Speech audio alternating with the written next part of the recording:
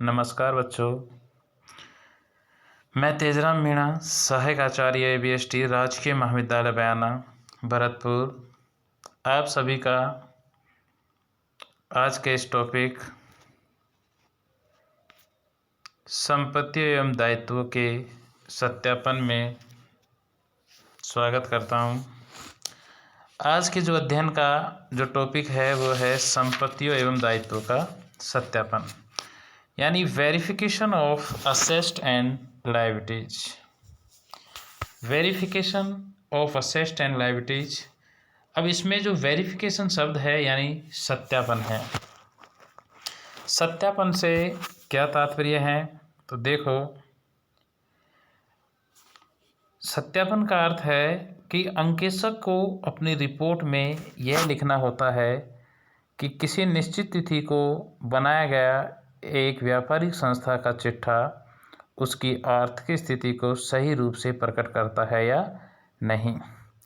इस बात को लिखने के लिए उसे संपत्तियों की सत्यता की जांच करनी होती है। इस जांच को ही संपत्तियों का सत्यापन कहते हैं और दायित्वों के संबंध में भी यही बात है। यानी एक तिथि को अंकेशक ये देखता है कि वो संपत्ति यानी या वो दायित्व संस्था में विद्यमान है या नहीं, कहीं झूठा तो चिट्ठे में नहीं दिखाया गया। यही होता है सत्यापन। अब सबसे पहले हम देखेंगे संपत्तियों का सत्यापन। बच्चों, संपत्तियों के सत्यापन के संबंध में स्पाइसर एवं पैगलर ने एक परिभाषा दी है। उन्होंने कहा है कि संपत्तियों के सत्यापन का अर्थ एक ऐसी पूछताछ से लगाया गया है जिसके द्वारा अंकेशक संपत्तियों के मूल्य, स्वामित्व, स्वत्व, विद्यमानता एवं अधिग्रहण तथा उन पर उपस्थित किसी प्रकार के प्रभार के बारे में जांच कर सके। यानी संपत्तियों के सत्यापन में अंकेशक को क्या देखना है कि जिस मूल्य पर दिखाई गई है वो मूल्य सही है या नहीं है, संस्था का उस पर स्वामित्व है या नहीं है, वो संस्था में उस स्थिति को विद्यमान है या नहीं है, किसी ने उसको अधिग्रहण यानी अपने पास रख तो नहीं रखा, और लास्ट में है कि उस पर किसी प्रकार का कोई प्रभाव है या नहीं है। यानी संपत्तियों के संबंध सत्यापन के संबंध में जो पॉइंट आपको यहाँ दे रखे हैं उनको एक एक के बारे में बताएंगे कि पहला है मूल्यांकन ठीक है या नहीं। यानी जो संपत्ति आपको दिखाई गई है उसका मूल्यांकन किया गया है वो ठीक है या नहीं, कहीं वास्तविक मूल्य से तो अधिक नहीं दिखा दी गई और कहीं वास्तविक मूल्य से कम तो नहीं दिखा दी गई। नंबर 2 है स्वामित्व संस्था के पास है या नहीं। ये नहीं कि संस्था के में जिस तिथि को सत्यापन किया जा रहा है उस दिन वो संपत्ति संस्था में विद्यमान तो है लेकिन उसका स्वामी संस्था नहीं कोई और है, तो ये भी ध्यान रखना है। संपत्तियां विद्यमान है या नहीं, चिट्ठे में तो संपत्ति के बारे में उल्लेख कर रखा है लेकिन फिजिकल में वो वहाँ है या नहीं, ये भी देखना है। और नेक्स्ट है संपत्तियां संस्था के अधिकार में है या नहीं, यानी किसी और के राइट में तो नहीं है, ये भी सत्यापन में देखना है।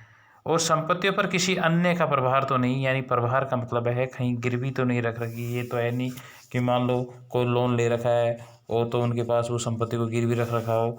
ये सारी बातें संपत्तियों के सत्यापन के संबंध में एक अंकेशक को ध्यान देना बहुत आवश्यक है। अब बात आती है बच्चों दायित्वों का सत्यापन। दायित्वों के सत्यापन के संबंध में ये देखना है कि समस्त दायित्व, पहला पॉइंट है समस्त दायित्व चिट्ठे में सम्मिलित कर लिए गए हैं। कोई दायित्व ऐसा तो नहीं जो छोड़ दिया गया है, ये आपको चिट्ठी से मिलान करना है। नेक्स्ट बच्चों ये भी ध्यान देना है कि जो दायित्व चिट्ठे में दिखाए गए हैं वो व्यापार से संबंधित है। 2 नंबर पॉइंट में कहीं व्यक्तिगत दायित्व तो नहीं है, व्यापार से संबंधित दायित्वों को भी ध्यान में रखना है। और नेक्स्ट है पूर्ण रूप से अधिकृत है, ऑथराइज्ड है, ये भी आपको ध्यान रखनी है। और जो दायित्व अंत में मैं आपको बता रहा हूँ सही मूल्य पर दिखाए गए हैं। बच्चों ये ध्यान रखना है कि दायित्व के संबंध में जो 4 पॉइंट मैंने दे रखे हैं, समस्त दायित्व है वो सम्मिलित कर लिए गए हैं या नहीं, और व्यापार से संबंधित है या नहीं, और अधिकृत है या नहीं, और सही मूल्य पर दिखाए गए हैं या नहीं। ये 4 बातें मुख्य रूप से आपको दायित्वों के सत्यापन के संबंध में ध्यान रखनी चाहिए एक अंकेशक को। और इसके अतिरिक्त, इन 4 बातों के अतिरिक्त उसे ये अंकेशक को यह भी देखना चाहिए कि चिट्ठे में दायित्वों का सही निरूपण किया गया है तथा संदिग्ध दायित्व अन्य दायित्वों से पृथक दिखाए गए हैं। यानी चिट्ठे में जो दायित्व दिखाए गए हैं वो सही तरीके से दिखाए गए हैं नहीं दिखाए गए, ये भी देखना है। और साथ ही में संदिग्ध दायित्व यानी जो कॉन्टीजेंसी लायबिलिटीज है, संदिग्ध दायित्व है, उनको अन्य दायित्वों से, संदिग्ध दायित्वों को अन्य दायित्वों को पृथक से, अन्य दायित्वों से पृथक से दिखाना चाहिए। यानी संदिग्ध दायित्व कौन से दायित्व होते हैं? ऐसे दायित्व जो हमारे भविष्य में दायित्व हो भी सकते हैं और नहीं भी हो सकते। तो ऐसे दायित्व जैसे मान लो कोई बीमा कंपनी है, उसका कोई दायित्व है, कोई क्लेम है, कोई लायबिलिटी है, किसी की हमने कोई गारंटी दे रखी है, तो हो सकता है हमने गारंटी दे रखी है तो सामने वाली पार्टी अगर उसका निपटारा नहीं करे तो उस गारंटी का भुगतान हमें करना पड़ जाए, तो हो सकता है कि उसका भुगतान करना पड़ जाए या नहीं करे पड़े। तो कहने का मतलब ऐसे दायित्व संदिग्ध दायित्व होते हैं। तो इन संदिग्ध दायित्वों को चिट्ठे में फुट नोट में दिखाना चाहिए। ठीक है बच्चों, तो बच्चों आपको ये सारी चीज़ें ध्यान रखनी है। और आज के इस टॉपिक में हमने आपको बताया संपत्ति एवं दायित्वों का सत्यापन। संपत्ति और दायित्वों के सत्यापन के संबंध में कंपनी अधिनियम 2013 की धारा 143 में सत्यापन की बात की है।